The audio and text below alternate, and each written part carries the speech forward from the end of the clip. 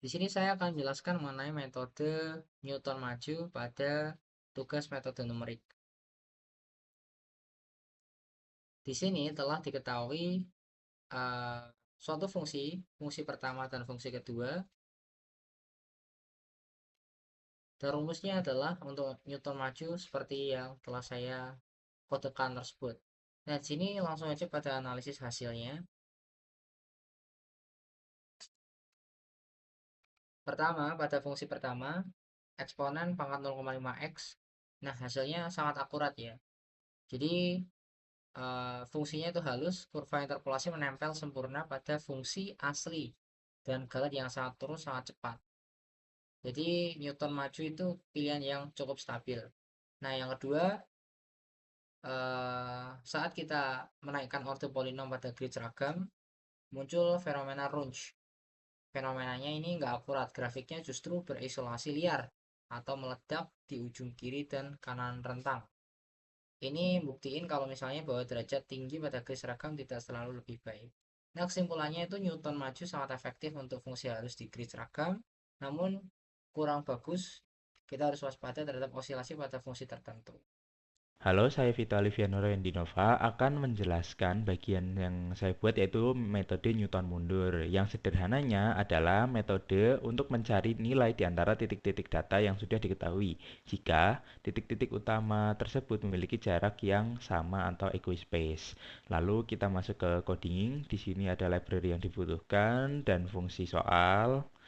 Lalu ada fungsi utama, lalu ada fungsi bantuan untuk menampilkan analisis, lalu kita beralih ke analisisnya.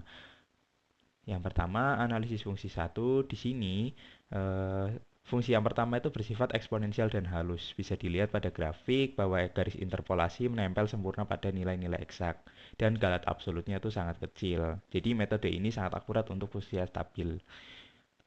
Dengan tabel seperti ini, kita lanjut untuk analisis yang kedua, yang di sini cukup unik. Saya membandingkan derajat polinom 4, 8, dan 12. Di sini terlihat fenomena menarik. Bukannya semakin akurat, penambahan derajat justru malah menyebabkan osilasi atau gelombang-gelombang yang sangat liar di ujung-ujung tiap intervalnya. Yang inilah disebut fenomena Runge. Jadi secara teknis, codingan ini menggunakan Newton mundur untuk menghitung koefisien polinomial. Kesimpulannya, interpolasi polinomial derajat tinggi pada grid seragam tidak selalu berjalan dengan efektif. Mungkin itu aja dari saya. Sekian, terima kasih. Metode Lagrange adalah metode yang digunakan untuk mencari nilai data eksperimen jika atau dengan titik-titik yang menyebar secara acak, baik seragam ataupun tidak.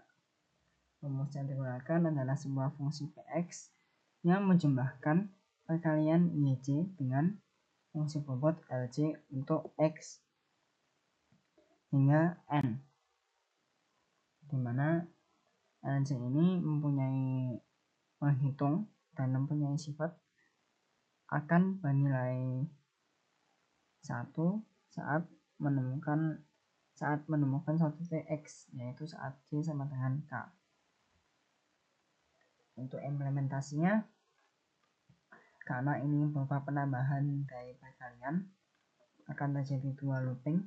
Looping kedua akan menambah yj-nya ke dalam sebuah result, sementara looping di dalamnya akan menghitung nilai lj itu sendiri.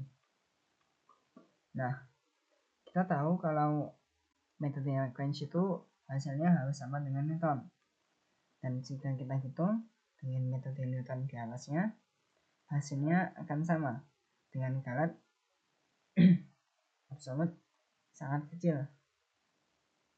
Untuk pengerjaannya di selanjutnya. Kali ini saya akan mengimplementasikan metode Neville ke dalam bahasa pemrograman Python. Di sini saya mendefinisikan fungsi-fungsi ujinya terlebih dahulu. Di sini fungsi yang pertama adalah fungsi halus, yaitu e pangkat 0,5x, dan fungsi yang kedua adalah range function, yaitu 1 per 1 plus 25x kuadrat. Fungsi ini terkenal menimbulkan range phenomenon pada interpolasi polinomial. Lalu di sini adalah implementasi metode Neville-nya. Di sini ada rumus rekursif dari metode Neville. Rumus aslinya adalah ini.